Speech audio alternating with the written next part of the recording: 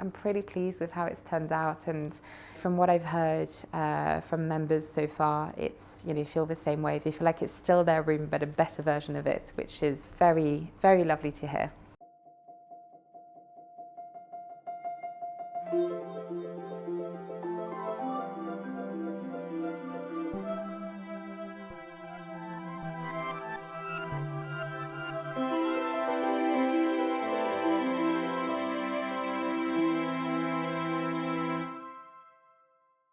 Welcome back to Artfully Crafted. My name is Alienor. I'm an interior designer based in London. This week we're headed to Mayfair, specifically to the University Women's Club. This is actually the first project I've contributed to that I can share publicly, so I'm really excited for this one. We are at the University Women's Club in Mayfair in the heart of London. This is the oldest women's private club in the UK, founded in 1886. And it is the only women's club to this day to be wholly owned and managed by its members. So it is a pretty special place. The club was founded in 1886 by the first generation of women to attend Cambridge, Oxford, and London universities. In its early years, the club rented rooms around the capital until it found its home here in Audley Square in 1921. Before that, this house was owned by the Russell family.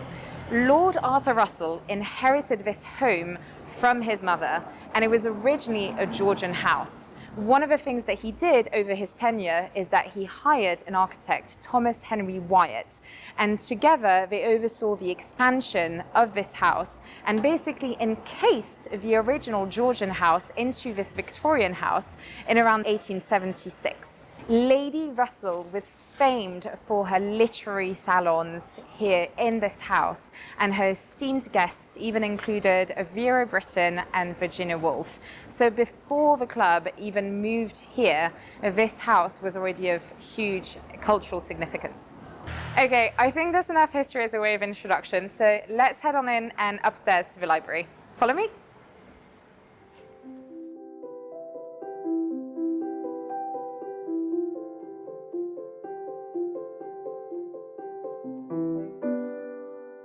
So here we are in the beautiful library at the University Women's Club.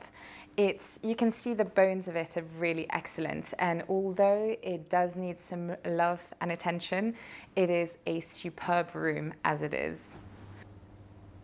A very fine library measuring about 48 feet by 18 feet 6 inches, with parquet surround and heated by hidden radiator, handsome dock grate set in marble surround, tiled hearth, and carved wood mantel and overmantel. The length of the room is relieved by 2 pairs of well-carved columns supporting the very beautiful Adam ceiling, and the wall space is almost completely filled with fitted bookcases of design in keeping with the room. These are tenants' fixtures but will pass to a purchaser by valuation. Lighted on 3 sides with French casements, 2 giving to balconies and communicating with the secretary's room. And this is that door. So here we have a lovely jib door, which is in desperate need of some conservation. I'm sort of being careful not to touch the front of it, but we can see here there's actually a layer of fabric onto the door. We can then see the carved wood elements, and then in the areas where it hasn't fallen off or been degraded, you can see that we have leather as well, which is embossed to mimic book spines. And you can really see that the worst of the wear and tear is indeed where you would expect to find it on a door. It's around the area where you handle it, where you might sort of, if you're bringing things in or out, or if you might hang it against something else, it's really concentrated around this area, whereas actually some of the upper parts are better preserved. So this will definitely be something that needs attention. Another thing is the picture lights. The picture lights, as they are functional, but they're perhaps not the most aesthetically pleasing. You can see they're not bespoke lighting. You know, each is just in a standard kind of size. They're also fixed in place by a block of wood just behind the brass area that you can see there. And that base is really quite clunky. And then also there's actually quite a lot of glare emanating from these lights. I suspect what it is really is that those lights were put in place a little while ago, and the technology and what is feasible with picture lights has come a long way since then. So there's definitely something that can be improved. The chandeliers, so I didn't see them in the sale catalogue from 1920. So I don't know when those chandeliers were installed. We have this central one here, and then we have two smaller ones in the spaces that are outside of where the columns are.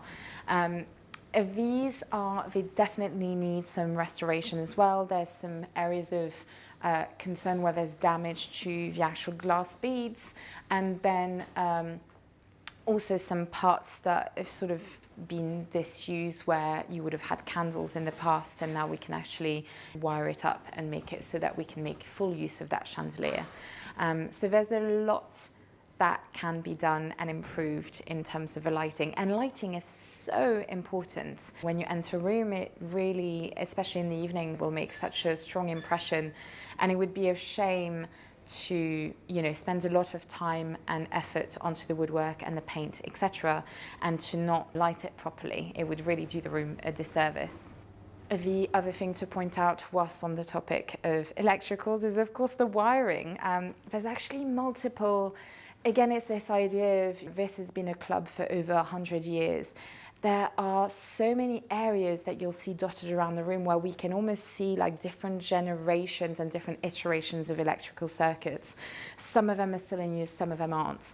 And we can almost see areas where I think there's a hole here where a cable was once run, and you can see where it was tied.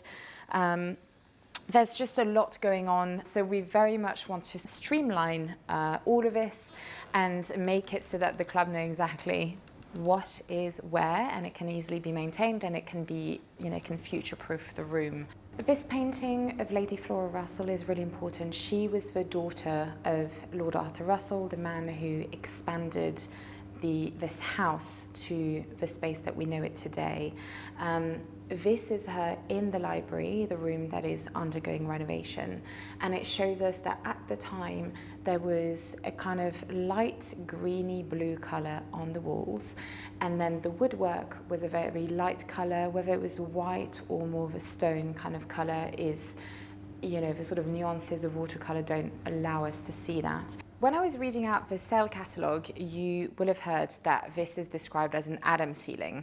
Now, it is described as an Adam ceiling in inverted commas, and the reason for that is in the style of Robert Adam, but it wasn't designed by Robert Adam. So I think that's an important distinction to make, just in terms of historical significance, that this is not actually an original Robert Adam ceiling. Something else which is definitely a concern for us at this stage is the plaster capitals. Basically, because the whole thing was designed originally with the idea that it would be painted, you actually have all the woodwork, including the columns, and then at the top the capitals are actually plaster, and they would have been sort of painted all the way through in the same colour. Now, as you can see at the top, the plasters, actually some fragments of it have come down. Thankfully, those fragments have been kept, and conservators will be able to basically work with them and put them back where they belong. At some point, the woodwork was stripped of that stone or white, the light colour scheme. And then even later, I suspect, the woodwork was actually stained, and we can see it where at some point they would have stained it, then put light fixtures at the top, and then at some point actually removed the stain without removing the light fixture. Hence, when the light fixture later on again were removed, the dark stain remains. So there's all of these clues are there, and when you look very closely at the woodwork, you can actually see sort of little nooks and crannies where the paint hasn't quite been removed, or the stain is still there, etc. So there's really all of these layers that are still in there. the wall, it is a kind of glossy paint that perhaps doesn't have the best or most pleasing finish. It's really important when choosing a paint color for an interior such as this, listed interior, to really take into consideration all of the different decorative schemes that have come before it. We've seen sort of various iterations of blues and greens and beige. I wouldn't recommend going orange, for example, or bright red. You know, we wouldn't want a strong departure from what has been before. Something which is mentioned in the sale catalogue as well is that there's a central area that is carpeted, and then on the sides you've got the parquet.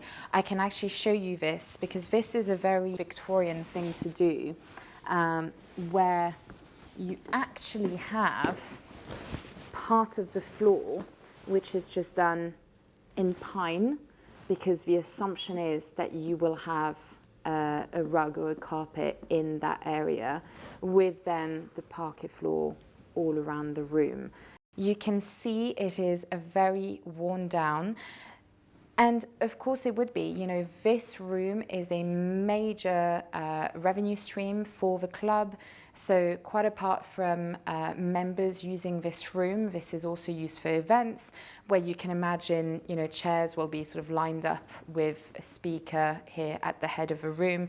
And so you can sort of imagine that this is the main through space, and then the edges of the carpet are less used. But nonetheless, this is definitely something that needs replacing. What you may be able to see, of course, is that there is damage to the parquet floor on the edges of the room, and definitely at the entrance of the room, which of course is the area that gets the most amount of traffic. So not only do we need to find a solution for replacing this, we also need to make sure we address you know, the wear and tear to the parquet floor, but especially at the entrance to the room, and think about it, you know, moving forward.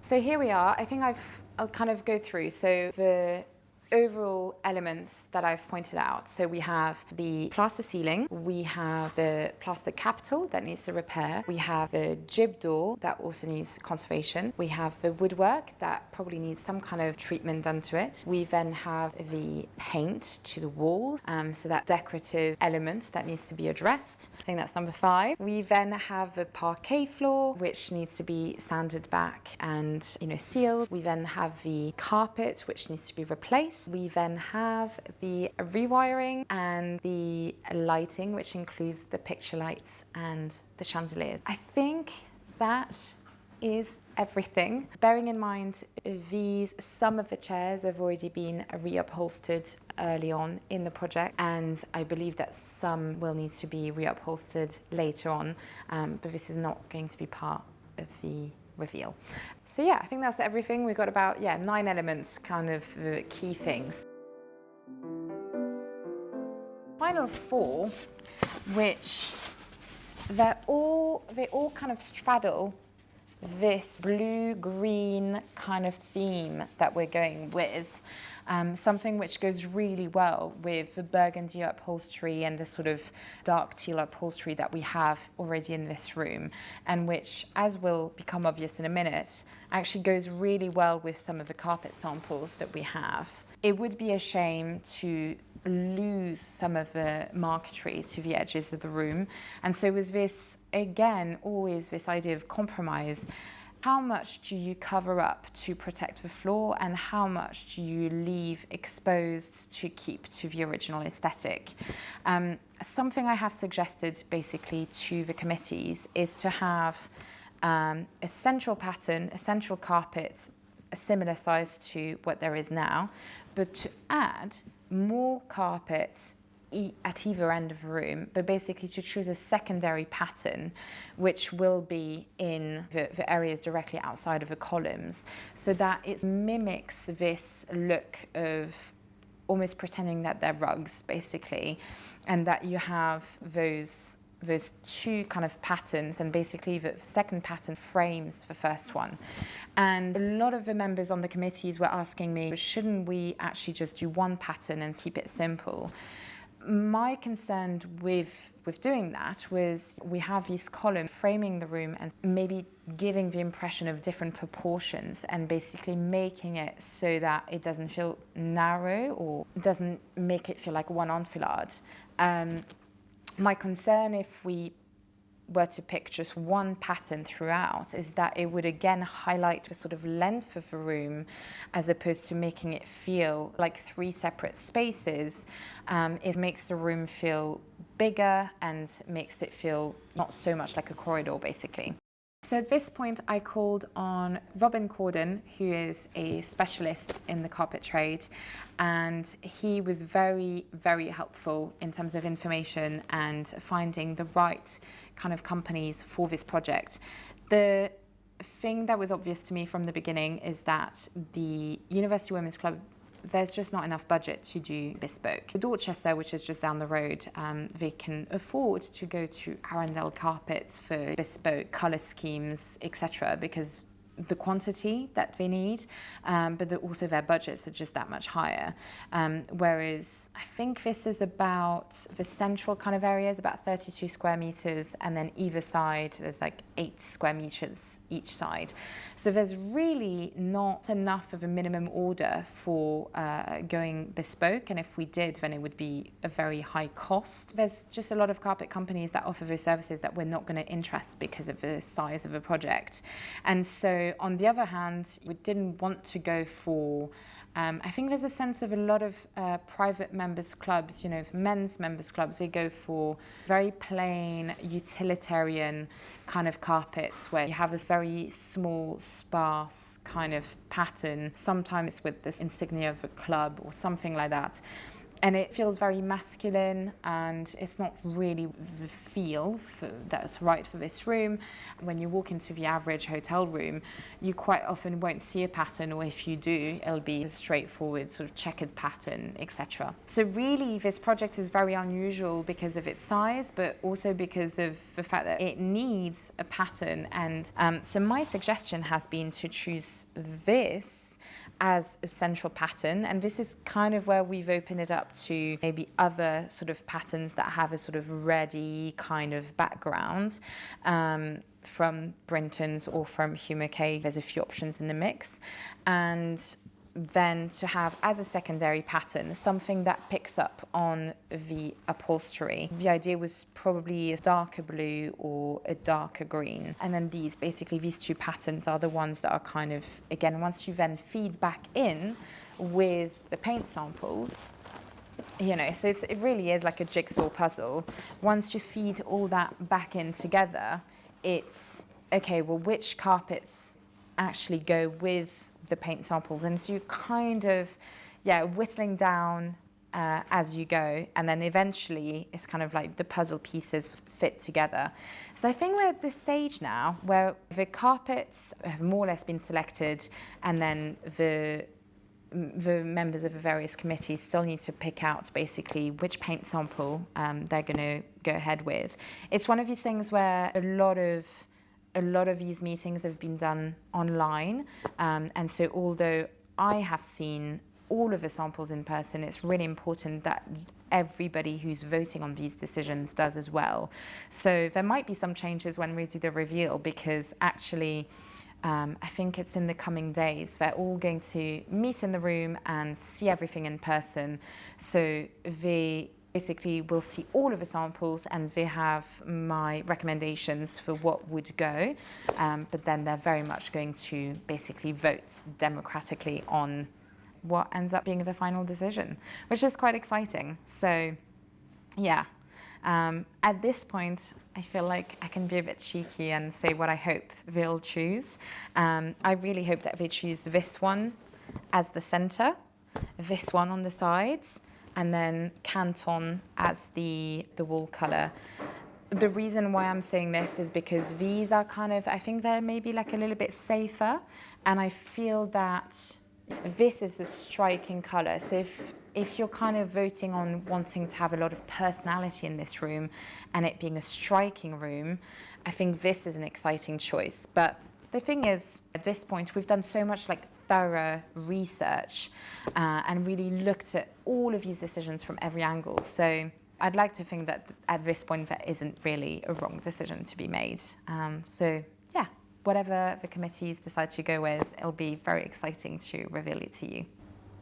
At this point, I think it's really important to mention, so this is a grade 2 listed building. Within the grading system in England, so you have grade 1 and grade 2 star, those represent about 8% of listings that are the most sort of prestigious, significant historic buildings. The great majority of listed buildings are grade 2, like this one, and those form, the remaining sort of 92% thereabouts. There are less restrictions to do with working on a building like this, but you still need to be working closely with your local authority and making sure at every step of the way that everything that you're doing is being reviewed and approved and being considered. In the context of that, the University Women's Club they basically got a full report drawn up by Thomas Ford Architects, and then appointed Karen from Thomas Ford to be the leading architect for this project. She is a conservation architect, and she has worked on really incredible historic projects such as Emery Walker's house, which is an arts and crafts house in Hammersmith, and she's also worked on projects by the Landmark Trust, including the Grange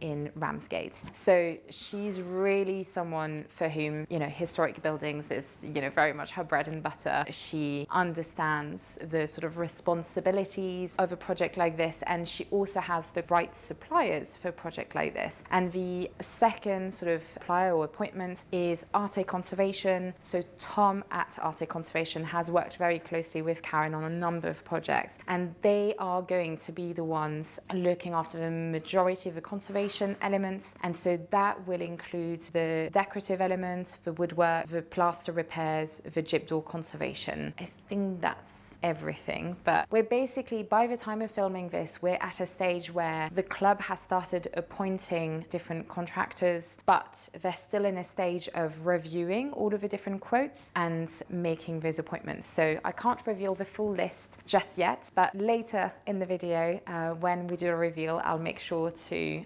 give credit where credit is due, and then of course I will put everything in the description below. Now, I've given you the lay of the land. We've introduced you to the club, its history. We've shown you some of the archival documents that we're able to consult along the way. I've also told you about different elements that we need to address and the appointments that have already been made to make sure that we are doing this project justice. The thing I haven't touched on yet, and this is a pretty important part of it, is the different considerations. So as mentioned, Tom Ford Architects were appointed, and they delivered their report on the building, basically giving a full sort of historical context and really going into a lot of descriptive detail into their surveying this building and its history and its contents and everything else. So that was a really key part, and that was then delivered to all the various committees, which I will go into in a moment, and is really informing and sort of giving a through thread for everything. We then have Tom from Arte Conservation. He also did his own conservation report. His report really highlights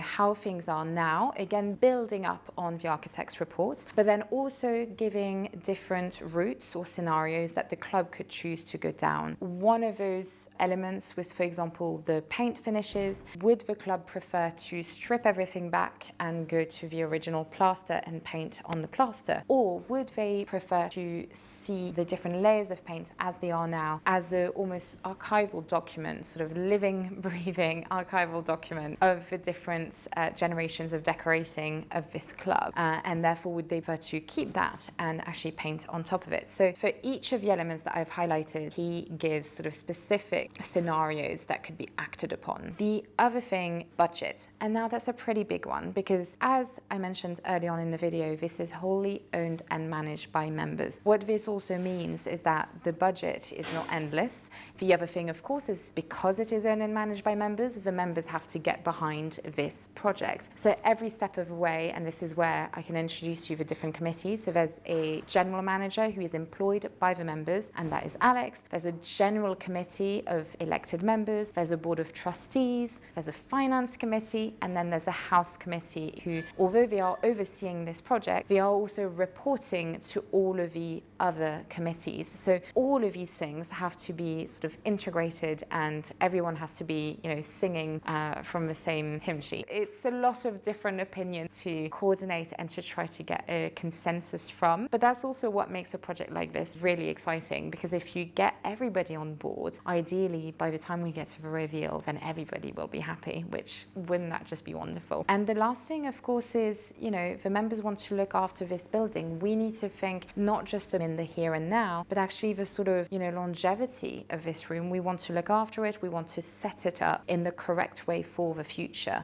So if there is anything that has been done in the past that means that we have any concerns about the room and any finishes that are causing issues, we want to address these now whilst we have the opportunity, and as much as possible set this room up for success and set up future members of this club for success.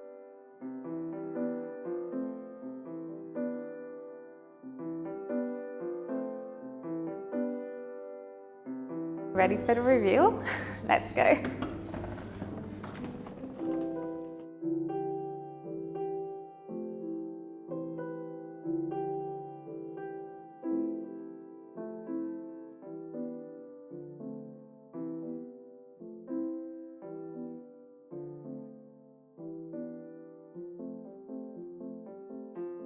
So this is the jib door, which needed so much work done to it, and Tom Morgan's team have done a wonderful job on this. I think a lot of people might be surprised that we didn't restore it fully, as it were, but with something like this, to restore it fully would essentially mean replacing.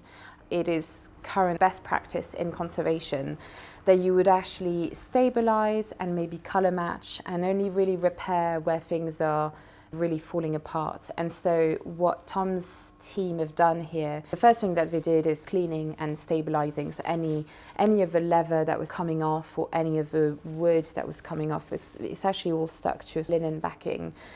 So any of these things that were an issue for stability of the whole piece, those were addressed first, and then they did some staining and slight coloration to ensure that there's a uniformity to the whole piece. There's a couple of areas where there was actually a piece of wood that was missing, and I know that they carved a replacement and inserted it. What I love is that I've spotted one, but I'm trying really hard, but I cannot find the second one, which in my eye is the sign of a job well done, because if you're making something to insert it and hope for a seamless finish and I can't spot it, that means that it's really, really great. What a change with these new picture lights. These are kind of latest technology picture lights, and what's really incredible about these lights is basically, instead of having the strip lighting that creates a lot of glare when you're sitting in the room or even standing in the room, they actually have these kind of triangular parts in them that basically means that the light is pushed towards the books, or if you had paintings underneath, it would be towards there as opposed to towards the viewer. So you get the best of the lighting without the downside, which is fantastic. As you can see, the woodwork is just so much better than it used to be in terms of look. There used to be a lot of leftover chips of paint from when the paint was first stripped. There was also various generations of stains. So just overall, the way it's been cleaned and stained and waxed, all of those things have really, I think, brought the woodwork to life. And it's wonderful to have the books back in. The library team did a wonderful, wonderful job of categorizing everything, taking it away and then putting it back. And that's always, I feel like the room came alive when the books went in. So the chandelier is one that was already here, and it has been restored and fully wired up so that we get a lot more light into this room through it. And then of course the ceiling, I think again, when I was showing everybody the paint samples for the wall, the teal color that we've ended up with, it felt very, very bright compared to everything else that was in the room. But of course, we had the carpet was very worn down. Generally, things aged and were darker and dirtier as well. And I think particularly the ceiling, I think it was actually quite grey. So now that we've got the clean woodwork, the repainted ceiling, and then the teal, it all matches in a way that probably felt like it might not when we began this journey. So yeah, it's one of these things you kind of have to trust the process. Before, basically, the scrolls and the volutes had fallen off the capital and actually had fallen to the ground. Thankfully, the club collected them and carefully kept them. And Tom and his team were able to assemble them and literally put it all back together and put them back up, which is brilliant. And then again, did some coloration to make sure that there's this even colour throughout. So you really, I don't think you would be able to tell that it needed to be repaired at one point. It's a really seamless kind of finish, which is wonderful.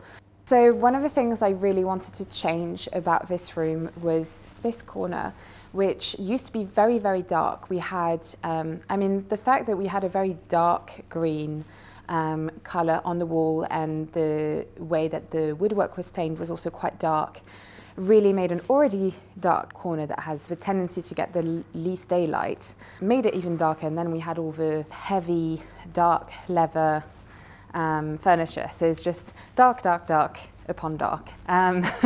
So this is really quite a change, and I think that's why I really was trying to encourage a much brighter colour for the walls than we had before, because in a way this corner is actually one of the parts of the library where we see the wall colour the most and where it has the most impact. And so having this really striking teal blue has really done quite a lot for this space in making it a very warm, inviting corner.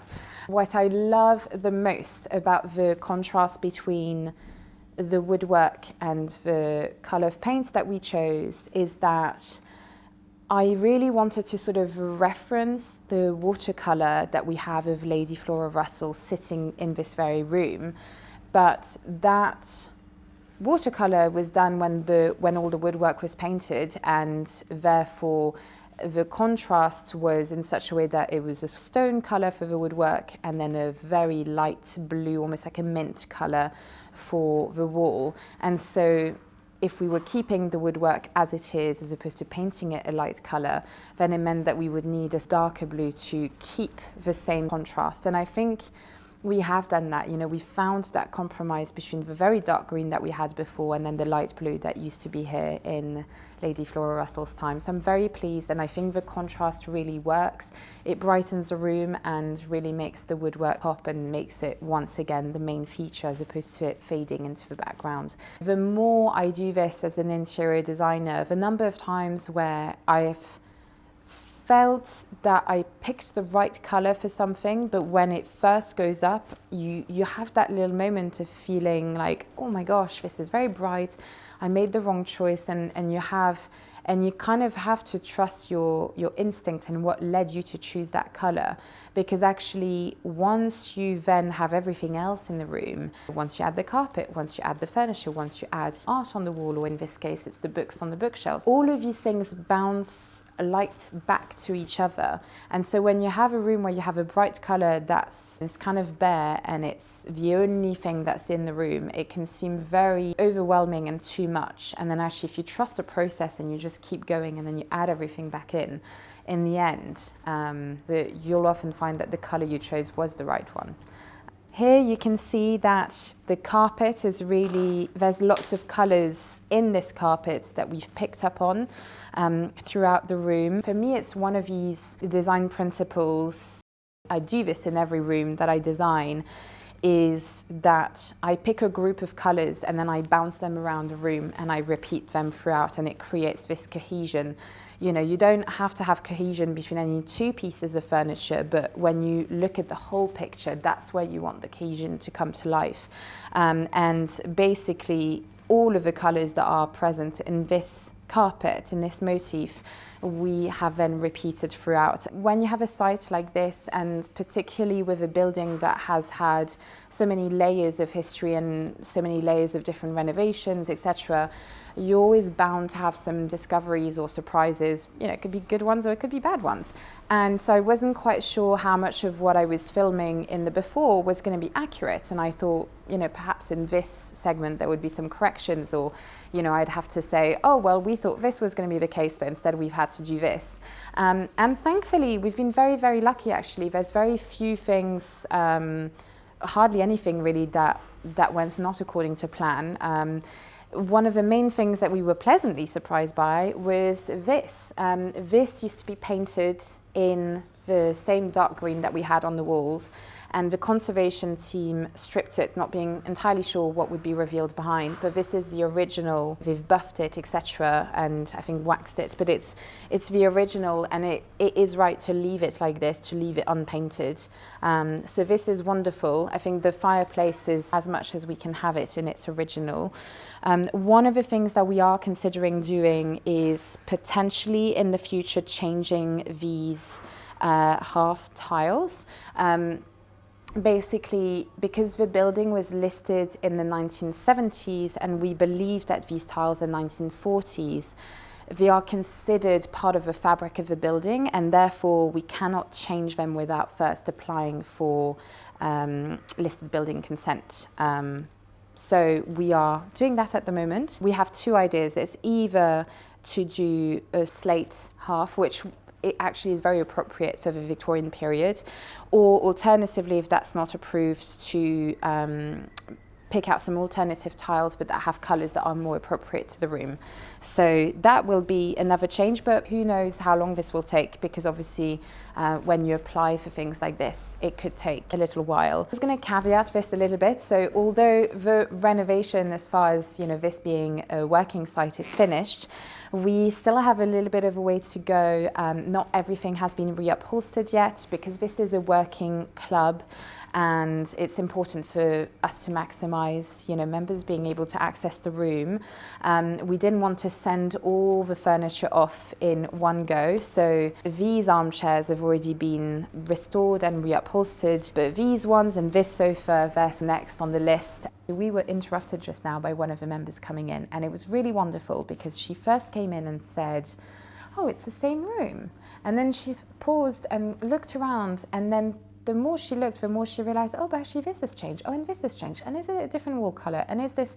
And I thought, well, this is exactly the kind of reaction I would want someone to have with a, you know, with a room which is listed and which is, you know, so cherished, is that you have that sense of familiarity, and the project isn't something that is sort of shocking surprise, you know, when the result is revealed. It's something that has, well, I've addressed, hopefully, all the main things that needed addressing in terms of making the room, you know, fit for the future, fit for now and fit for the future. You know, I've given it, hopefully, some longevity.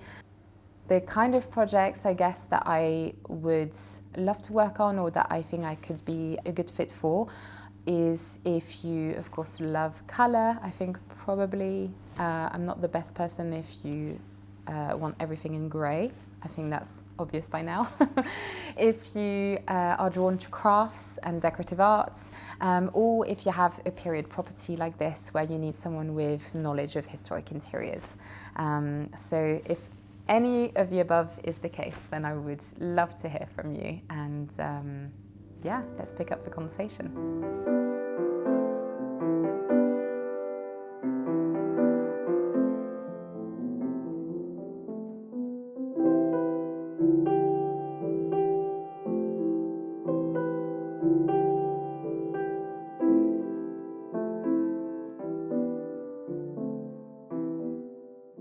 I've linked the University Women's Club's website below.